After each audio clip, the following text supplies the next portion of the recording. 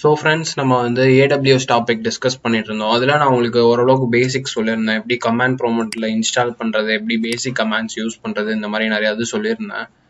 இன்னும் சில விஷயம் நான் சொல்ல மறந்துட்டேன். அதாவது இதெல்லாம் நீங்கள் யூஸ் பண்ணணும் அப்படின்னா ஃபஸ்ட்டு உங்ககிட்ட ஒரு அமேசான் அக்கௌண்ட் இருக்கணும். அதாவது ஏடபிள்யூஎஸ் அமேசான் அக்கௌண்ட் இருக்கணும். அக்கௌண்ட் கிரியேட் பண்ணுறது ரொம்ப சிம்பிள் தான். கூகுளில் போயிட்டு சிம்பிளாக AWS Amazon அப்படின்னு சர்ச் பண்ணுங்க. ஃபர்ஸ்ட் லிங்கே வரும் aws.amazon.com. அப்படி இல்லாட்டினா AWS Amazon கிரியேட் அக்கௌண்ட் அப்படின்னு டைப் பண்ணுங்க.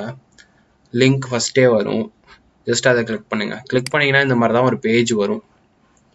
இந்த பேஜில் நீங்கள் ஆல்ரெடி அக்கௌண்ட் கிரியேட் பண்ணியிருந்தீங்கன்னா இங்கே போய் லாகின் பண்ணிக்கலாம். அப்படி இல்லாட்டினா கிரியேட் அ நியூ AWS அக்கௌண்ட்னு வரும். அதை கிளிக் பண்ணீங்கன்னா புது ஐடி நீங்கள் கிரியேட் பண்ணிக்கலாம். இங்கே போயிட்டு உங்களுக்கு தேவை எந்த இமெயிலில் நீங்கள் க்ரியேட் பண்ணணுமோ அதை க்ரியேட் பண்ணிக்கலாம். பாஸ்வேர்டு, யூசர் நேம் இதெல்லாம் வச்சு ரொம்ப சிம்பிள் தான். இதில் என்ன ஒரு பெனிஃபிட் அப்படின்னா, நீங்கள் வந்து 12 months வந்து பார்த்தோம் அப்படின்னா எல்லா சர்வீஸையும் ஃப்ரீயாக யூஸ் பண்ணிக்கலாம். ஸோ ஒரு வருஷத்துக்கு உங்ககிட்ட எந்த சார்ஜுமே பண்ண மாட்டாங்க. No problem. ஸோ ஒரு வருஷம் முடிஞ்சதுக்கப்புறம் கூட நீங்கள் என்ன பண்ணிக்கலாம் அப்படின்னா இன்னொரு இமெயில் யூஸ் பண்ணி ஒரு வருஷத்துக்கு ஃப்ரீயாக யூஸ் பண்ணிக்கலாம். So don't worry about that. Just ஒரு ஐடி மட்டும் கிரியேட் பண்ணிடுங்க. ஐடி கிரியேட் பண்ணதுக்கப்புறம் என்ன ஆயிடணும் அப்படின்னா உங்களுக்கு வந்து கிரெடென்ஷியல்ஸ் தேவைப்படும். ஸோ எஸ், இந்த மாதிரி கிரெடென்ஷியல்ஸ் உங்களுக்கு வந்து தேவைப்படும். ஸோ நம்ம இந்த மாதிரி அமேசானில் போயிட்டு பக்கெட்லாம் அக்சஸ் பண்ணணும் அப்படின்னா நம்மளுக்கு வந்து அக்சஸ் கீ ஐடியும் சீக்ரெட் அக்சஸ் கீயும் தேவைப்படும். ஃபார் எக்ஸாம்பிள் இந்த மாதிரி தான் இருக்கும். AWS access key ID, AWS secret key access key, default region, இந்த மாதிரிலாம் நிறையா கேட்கும். நம்ம என்ன பண்ணணும் அப்படின்னா AWS கான்ஃபிகர் அப்படின்ற கமாண்ட் போடணும். AWS கான்ஃபிகர் அப்படின்ற கமாண்ட் காப்பி பண்ணிட்டு நான் என்ன பண்ணுறேன்னா ஃபர்ஸ்ட் ஸ்டெப் நீங்கள் என்ன பண்ணணும் அப்படின்னா AWS இன்ஸ்டால் பண்ணதுக்கப்புறம் AWSன்னு போட்டு டைப் பண்ணுங்க. ஒர்க் ஆகுதான்னு செக் பண்ணிக்கோங்க. ஒர்க் ஆகுது. அதுக்கப்புறம் ஒர்க் ஆனதுக்கப்புறம் நீங்கள் இந்த மாதிரி கமாண்ட்லாம் போட்டிங்கன்னா உங்களுக்கு எடுக்காது. அதுக்கு முன்னாடி நீங்கள் கான்ஃபிகர் பண்ணணும். ஸோ கான்ஃபிகர் பண்ணுறதுக்கு தான் AWS கான்ஃபிகர் அப்படின்னு நீங்கள் டைப் பண்ணணும். டைப் பண்ணீங்க அப்படின்னா AWS அக்சஸ் கீ ஐடின்னு சொல்லிட்டு இங்கே டைப் பண்ண சொல்லும். இங்கே பார்த்தீங்க அப்படின்னா நான் ஆல்ரெடி டைப் பண்ணனால என்னோட பழைய ஐடி இங்கே காட்டுது. ஆனால் நீங்கள் என்ன பண்ணணும்னா உங்களுக்கு ஃபர்ஸ்ட் டைம் பண்ணிட்டு இருப்பீங்க. அப்போது நீங்கள் உங்களோட ஓன் ஐடியை டைப் பண்ணணும். டைப் பண்ணிட்டு என்டர் கொடுத்துட்டீங்க. அப்படி டைப் பண்ணதுக்கப்புறம் என்டர் கொடுக்கணும். உங்களோட அக்சஸ் கீ கேட்கும். அக்சஸ் கீயை டைப் பண்ணணும். அதுக்கப்புறம் ரீஜியன் கேட்கும். அங்கே எதுவுமே டைப் பண்ணாதீங்க, என்டர் அமைக்கிறீங்க. அடுத்து வந்து இந்த மாதிரி 4 ஆப்ஷன் கேட்கும் உங்ககிட்ட. அதாவது நீங்கள் AWS கான்ஃபிகர்னு டைப் பண்ணதுக்கப்புறம் அக்சஸ் கீ டைப் பண்ண சொல்லும். நீங்கள் அங்கே போய் அக்சஸ் கீ டைப் பண்ணணும். கீ ஐடி, அக்சஸ் கீ ரெண்டுமே டைப் பண்ணணும். ரீஜியன் நேமும் அவுட்புட் ஃபார்மட்டும் கேட்கும். அங்கே மட்டும் நீங்கள் எதுவுமே கொடுக்க தேவையில்ல.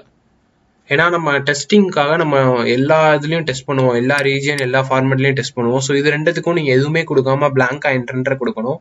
இது ரெண்டுத்துக்கு மட்டும் வேல்யூ டைப் பண்ணணும்.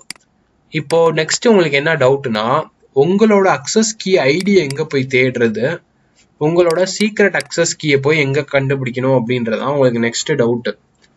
அது ஒன்றும் பிரச்சனை இல்லை. நீங்கள் AWS ஐடி கிரியேட் பண்ணிடுவீங்களா. கிரியேட் பண்ணதுக்கப்புறம் சைன்இன் டு கன்சோல் கொடுத்து ஜஸ்ட் சைன்இன் பண்ணிக்கோங்க.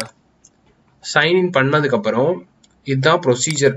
அதாவது நீங்கள் வந்து ஐடியும் அக்சஸ் கீயும் கிரியேட் பண்ணுறதுக்கு இதுதான் ப்ரொசீஜர்.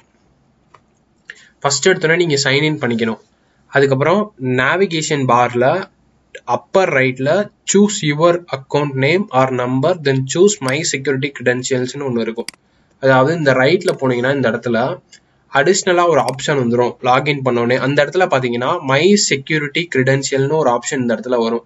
அதை கிளிக் பண்ணணும். நீங்கள் கிளிக் பண்ணோடனே உங்களுக்கு இந்த மாதிரி கேட்கும். அக்சஸ் கீ அப்படின்னு ஒன்று வரும். அதை நீங்கள் கிளிக் பண்ணணும். அதில் பார்த்தீங்கன்னா access key ID and secret access கீன்னு ஒன்று வரும்.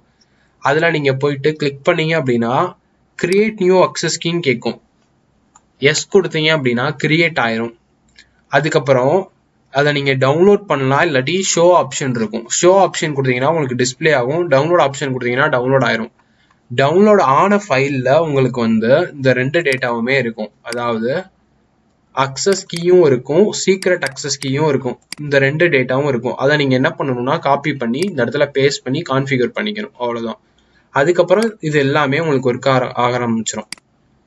பட் இந்த ரெண்டுமே ரொம்ப சீக்ரெட்டா நீங்க வச்சுக்கணும், யார்கிட்டயும் ஷேர் பண்ணக்கூடாது. ஏன்னா இது இருந்துச்சு அப்படின்னா இதை வச்சு வேற ஒருத்தவங்க உங்களோட ஸ்டோரேஜை யூஸ் பண்ணலாம், என்ன வேணா பண்ணலாம்.